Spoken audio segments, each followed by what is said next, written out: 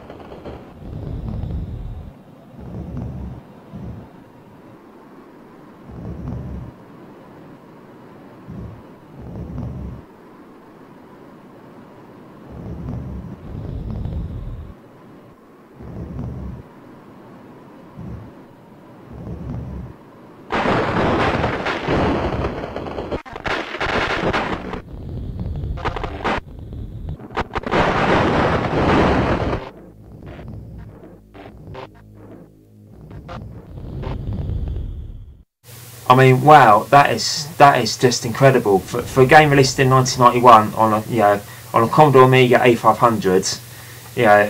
It's absolutely stunning. It's really amazing. Anyway, the idea of the game is that it's basically like an arcade adventure type game, and basically the story is it's quite explained quite clearly in the intro. Basically, you play as a guy. He's called Lester, by the way, Lester Chaykin. He's a young scientist. And basically he goes to the laboratory at night during a thunderstorm, and he does experiment on particle acceleration and stuff. You've seen it all in the intro, and basically it all goes, lightning strikes the lab, and you end up in this strange another world. Now, what makes this game so, what makes this game so great is well, it's just the overall atmosphere and the art direction in this game. It's just fantastic. I mean, like I said, the art direction in this game is absolutely fantastic. The animation is gorgeous, and the whole world is just beautifully realised. I mean, literally on this first level, you wake up and you're in these strange caverns and whatnot. And I'll tell you something. The sound is amazing as well.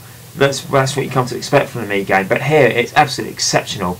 There's very little music in this game, but the little music there is superb. Particularly the end music, which is absolutely stunning. But like I said, the sound effects in this game is superb. I mean, literally, you could just hear the wind howling and whatnot as you cut on this level. It's just absolutely amazing. And then you've got things like all the beast roars and whatnot, and it's just amazing to look. It's just an amazing game visually and in terms of the sound as well. It's just beautifully realised. And the amazing thing as well is that this was actually just programmed up by 2 people. Well, I say programmed 2 people, more made really. It was one guy doing the music and sound effects, and the other guy, whose name is Eric Chahi, by the way, he did everything else: graphics, programming, design, even the box art. It's just absolutely amazing how much he managed to do for this game. And I mean, this is a game you'd think that would be made in like a team, but this guy just sat down and he took 2 years to finish it. But it's just amazing what he did on his humble little A500. Because I've actually watched a making of video of this. There's a making of video of the 15th anniversary edition that I got on disc for the PC. So you can, of course, I think you can actually watch it on YouTube as well. There's like a French making of documentary. He just did it just basically on his old A500, and it's just amazing what he's done. It really is incredible. I mean, so the game looks and sounds absolutely stunning. How well does it play?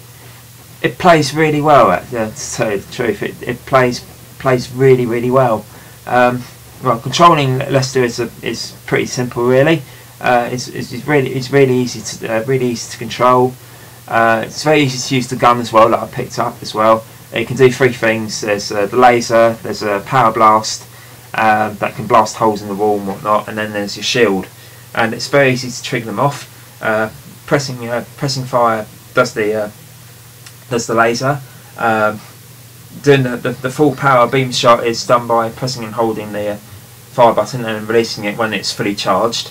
And then the shield is activated by pressing and holding the fire button, and then let go in the button before the power shot is fully charged. It's quite simple to pull off, and running and stuff is it's easily done by pressing and holding the fire button whilst moving and things. But yeah, it plays really well, and the puzzles in this game are really quite challenging. In fact, you could say this game is a bit trial and error in places, but once you know how to do it and things, it's really good. It's really good fun. It's really quite challenging. It's not a very long game though. That's probably my only real criticism about this game. It's a bit short, but it's a game I could easily sit down and complete hundreds of times and not be bothered about how short it is. It's a superb, stunning game. It's one of my all-time favourite games ever. Period. Let alone one of the best Amiga games. Now you're probably thinking, oh, he's cheating there. He's put on cheap collision and whatnot because the fumes aren't killing him. Well, to be fair, the fumes don't kill you in this version. In this little bit, it was the idea of the fumes killing you was only added in later into the other versions of the game.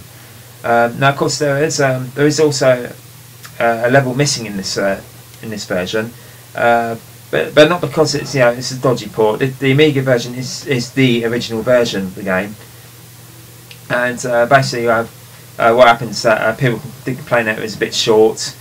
So for future conversions of the game, Eric Chahi did another level for the likes of like the PC version and the snares in the Mega Drive, and it's that palace level, not the level after the caves, which is this part by the way, but the one afterwards.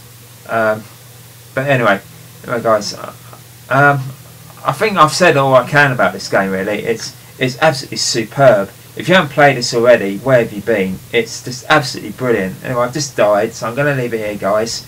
And thank you very much for watching, guys. I'm going to give this game 5 out of 5. It's one of the all-time classics. It's just absolutely superb. Thank you very much for watching, guys.